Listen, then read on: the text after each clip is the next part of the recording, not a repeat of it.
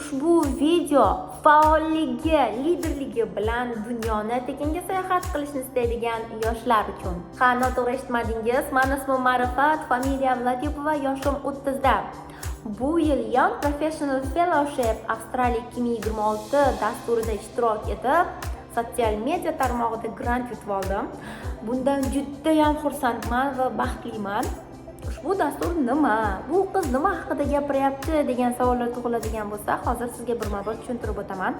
Young Professional Fellowship dasturi har yili dunyoning turli davlatlarida Birlashgan Millatlar Tashkilotiga a'zo davlatlar o'rtasida tashkil etiladigan dastur hisoblanadi.